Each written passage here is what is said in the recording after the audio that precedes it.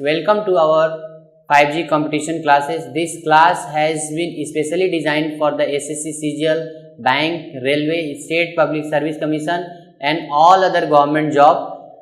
For any query, please comment down below, and to be regularly updated, please subscribe our channel and press the bell icon.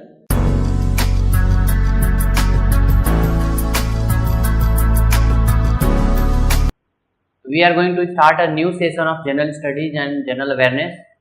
And general awareness, you already know, it comprises of different sections, that is history, geography, polity, economics, science and technology,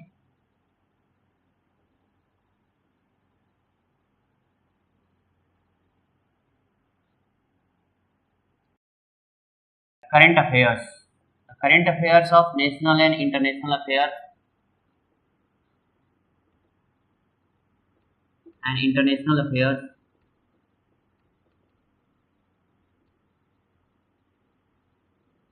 on different issues like bilateral meeting or assemblies when minister approaches to the other countries in foreign for different summits, new appointment, etc. Some news related to games and sports.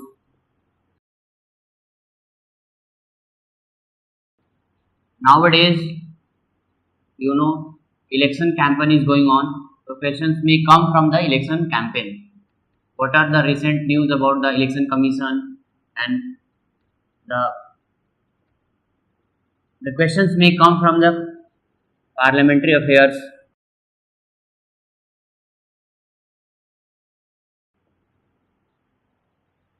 And the last part is general knowledge. That is, general knowledge may be of static nature.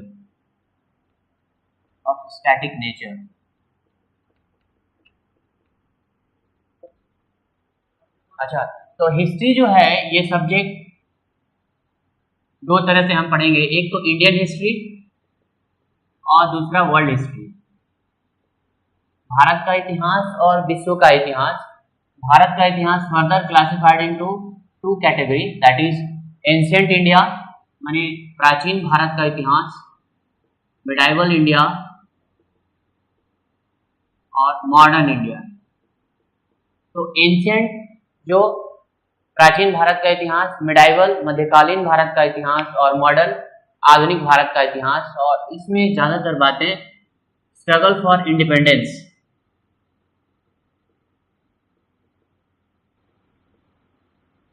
और freedom of India. तो भारत की आज़ादी के लिए जो संघर्ष भारतीयों ने किया उसके बारे में आधुनिक भारत के इतिहास में पढ़ेंगे। भूगोल को भी कई हिस्सों में बांटा गया है, एक तो भौतिक भूगोल फिजिकल ज्योग्राफी, सोशल ज्योग्राफी सामाजिक भूगोल, इकोनॉमिक ज्योग्राफी आर्थिक भूगोल। तो अध्ययन के दृष्टिकोण से for the sake of study, अध्ययन की सुविधा के आधार पे इस भूगोल को भी दो भागों में बांटा गया, एक तो भारत का भूगोल और दूसरा है विश्व का भूगोल, Indian geography and world geography. तो ज्यादातर कंसंट्रेशन हमारा भारत के भूगोल पे और भारत के इतिहास पे ही होगा। और पॉलिटी में दो बातें हैं, एक तो भारत अपना संविधान, भारत का संविधान कॉन्स्टिट्यूशन ऑफ इंडिया, और दूसरी बात है कि इस संविधान के आधार पे भारत में प्रशासन कैसे होता है, governance, how the governance came into India, how the governance occur.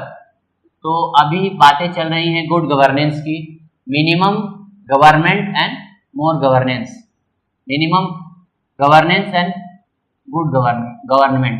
Economy में हम बहुत ज़्यादा डिटेल में तो नहीं पढ़ेंगे, outline idea of Indian economy पढ़ेंगे, outline idea of Indian economy. Basically macro economics पढ़ेंगे, मैक्रो इकोनॉमिक्स। अच्छा, तो जनरल नॉलेज के दायरे बहुत बड़े हैं। जनरल नॉलेज का क्या क्या दायरा हो सकता है उसके बारे में हम डिस्कस करते हैं। तो जनरल नॉलेज में आपका अवार्ड्स, ऑनर्स एंड अवार्ड्स पढ़ सकते हैं। आर्ट एंड कल्चर, भारत की सभ्यता और संस्कृति। डांस, म्यूजिक, अलग अलग राज्यों के अलग अलग डांस होते हैं, अलग अलग वहाँ की कलाएं होती हैं।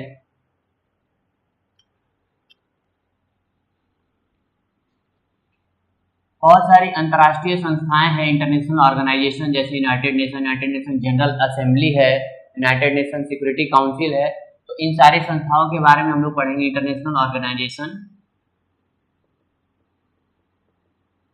Like United Nation Organisation, United Nation General Assembly, United Nation Security Council. तो इन सब के बारे में भी पढ़ेंगे हम लोग कि क्या है एक्चुअली में।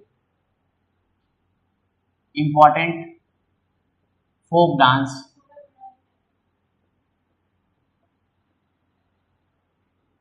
आज का जो हमारा टॉपिक है, आज हम लोग मिडाइवल हिस्ट्री से स्टार्ट करते हैं। मिडाइवल हिस्ट्री,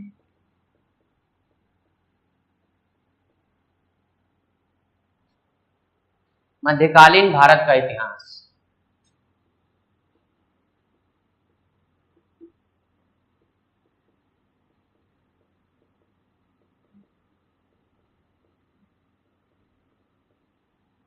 मध्यकालीन भारत के इतिहास की शुरुआत विदेशी आक्रमण से हम लोग ज्यादा पढ़ेंगे। फॉरेन इन्वेंशन होता है भारत में।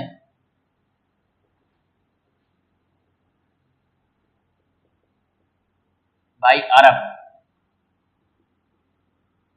भारत के मानचित्र को अगर हम भारत के नक्शे की तरफ ध्यान देते हैं तो पता चलता है कि ये जो अरब है भारत के पश्चिमोत्तर क्षेत्र से की तरफ पड़ता है। तो अरब वासियों ने बेसिकली अरब वालों ने भारत के संपदा पे, जो भारत के प्रॉस्पेरिटी है, उसको देख करके आकर्षित हो गए। भारत के मुख्य संपदा से दे अट्रैक्टेड बाय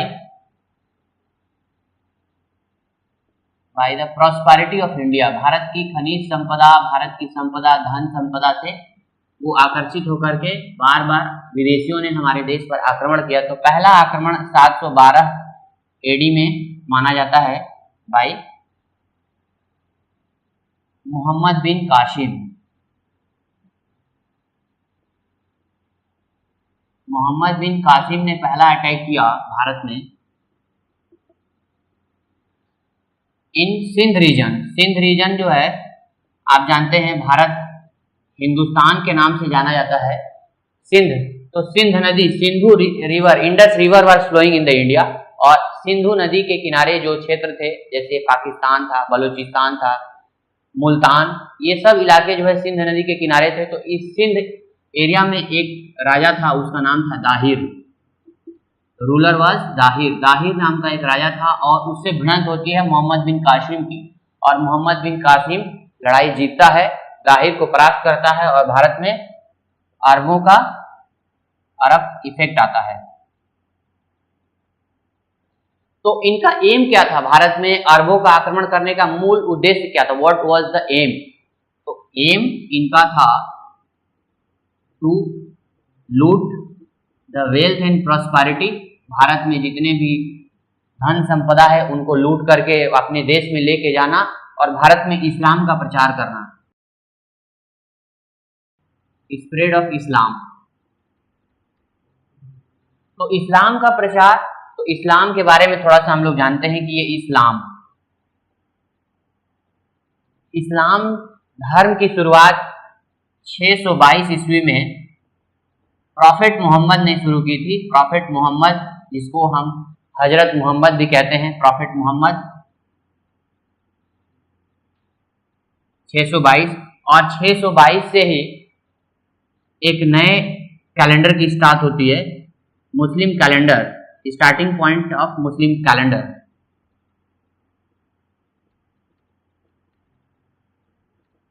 तो 622 से मुस्लिम कैलेंडर का प्रारंभ माना जाता है और 622 में ही उन्होंने इस्लाम धर्म का प्रचार किया और बताया अल्लाह खुदा के बारे में। और उन्होंने ये प्रचार कहाँ किया? मक्का में किया। और मक्का से कुछ दिनों के बाद वो मदीना चले गए। तो मक्का में इस्लाम का प्रचार हुआ 622 में, और मक्का से वो मदीना चले गए, मक्का टू मदीना। तो मक्का से जब मदीना गए तो उनकी इस यात्रा को हम हिजरी कहा जाता है। उनके इस यात्रा को बहुत ही धार्मिक यात्रा मानी जाती है। आज के वर्तमान समय में इसी यात्रा को लोग हज के नाम से जानते हैं, और हज की यात्रा करने लोग मदीना को जाते हैं। तो हिजरी जो है, हिजरी संवत, हिजरी एरा हिजरी वाज इस्टेब्लिश्ड। तो मक्का से मदीना की यात्रा पैगंबर मोहम्मद साहब की यात्रा को इतिहास में हिजरी संवत के नाम से जाना जाता है। 632 में देखिए, 10 साल के बाद जब धर्म का प्रचार करते हैं, उसके 10 साल के बाद हजरत मोहम्मद संसार से चल बसते हैं। तो after death of Hazrat Mohammad, profit Mohammad,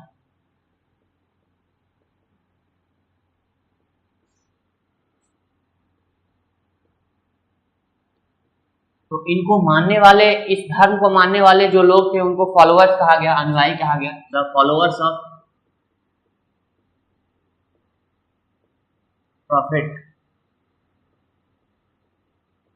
आप ये प्रॉफिट के जो फॉलोअर थे वो क्या किए? स्टार्टेड कैप्चरिंग आसपास के जो भी डिफरेंट रीजन थे उस पे कैप्चर स्टार्ट कर दिए, और different regions.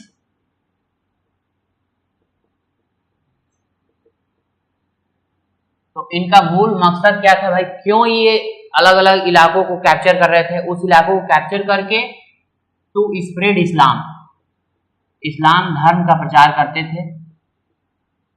And the follower of prophet Muhammad were called caliphate. Caliphate माने खलीफा कहा गया। तो बहुत ही पवित्र पद माना गया इस्लाम धर्म में कैलिफेट को, और खलीफा पद जो है वंशानुगत हो गया। अभी बाद में चलेंगे, खलीफा के बारे में डिस्कस करेंगे। तो 2 खलीफा थी, ये 2 खलीफा उम्मयाद एंड अब्बादिस, ये 2 खलीफा थे। दे वेर कैलिफेट, 2 खलीफा थे। They were the follower of Islam. तो ये 2 खलीफे बने, उमायिद एंड अब्बादिस। खलीफा one religious post in the Islam. जैसे हमारे धर्म में, हिंदू धर्म में ब्राह्मण होते हैं, पंडित होते हैं, उसी तरीके से द खलीफा, the caliphate were the religious post who were responsible for the spread of Islam in the India। अरब जब भारत में आए तो अरब को भारत में रह करके, अरब ये इंडिया में अभी आ गए हैं 712 एडी में, आफ्टर 632 अभी इंडिया में ये लोग आ चुके हैं। वो तो मैं कहानी बता रहा था कि इस्लाम का ये प्रचार कर रहे थे अरब लोग। तो इस्लाम शब्द कहाँ से आया और ये कैसे आया, इसके बारे में बताया। अरब जो है भारत में रह करके बहुत कुछ सीखे। अरब गेंड, अरबियंस गेंड नॉलेज। भारत जो है शिक्षा और ज्ञान का प्रमुख केंद्र था पूरी दुनिया में। It was powerful, gained knowledge of art and culture. शिक्षा और संस्कृति सीखी, यहाँ से साइंस का नॉलेज लिया, एस्ट्रोनॉमी का नॉलेज लिया अरबवासियों ने, मैथमेटिक्स सीखा। Aryabhata was a great mathematician of India, और उन्होंने पूरे वर्ल्ड को डेसिमल सिस्टम बताया, डेसिमल सिस्टम एक्सेट्रा, बहुत सारी बातें अरबवासियों ने सीखा।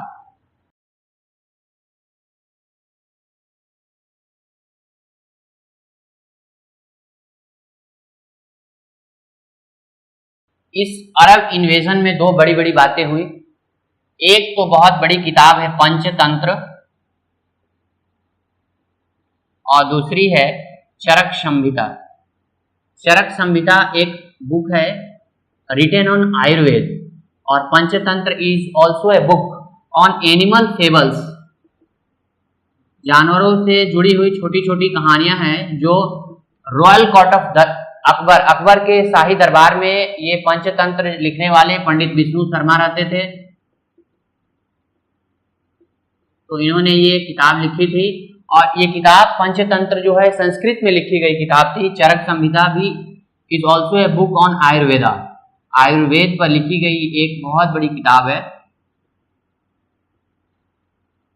जो कि चरक एक आयुर्वेद के महान विद्वान थे जो कनिष्क के रॉयल कोर्ट ऑफ कनिष्क में रहते थे। कनिष्क के शाही दरबार में रहते थे। तो प्रश्न कभी पूछा गया है कि Charaka Samhita was written by Charaka who was living in the court of Kanishka, the great ruler of which dynasty, Kushwaha dynasty. Kushwaha dynasty के ये महान शासक कनिष्क, जिनके ये राज दरबार में, कनिष्क के राज दरबार में 4 लोग रहते थे जो अचानक के नाम से जाने जाते हैं। अचानक, you will learn this by the trick, अचानक। तो कनिष्क के दरबार में कौन कौन महान व्यक्ति थे? तो अश्वघोष थे, चरक थे और न से बाबा नागार्जुन, जिसे भारत का आइंस्टीन कहा जाता है, जो कि किसके दरबार में रहते थे? कनिष्क के दरबार में ये 4 लोग रहते थे। माने कनिष्क के दरबार में कनिष्क भी स्वयं रहते थे। तो अश्वघोष, चरक, नागार्जुन और Kanishka. You will remember this by the trick अचानक। इन किताबों का इस अरब आक्रमण से क्या उल्लेख? तो इन किताबों का उर्दू में अनुवाद हुआ, जिसको अरबिक बोलते हैं अंग्रेजी में। तो उर्दू अनुवाद, इन किताबों का उर्दू अनुवाद हुआ, अरबिक ट्रांसलेशन।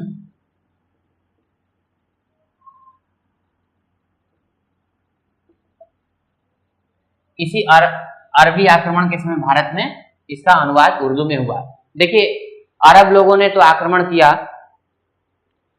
अरब को देखते हुए जो तुर्की के रहने वाले मुस्लिम थे, उनको भी लगा कि भारत में बहुत धन संपदा है, तो भारत की धन संपदा जो है उनको खींच करके ले आई। Dear friends, if you are satisfied with the content, please hit the like button. For any queries, please comment down below. Thank you.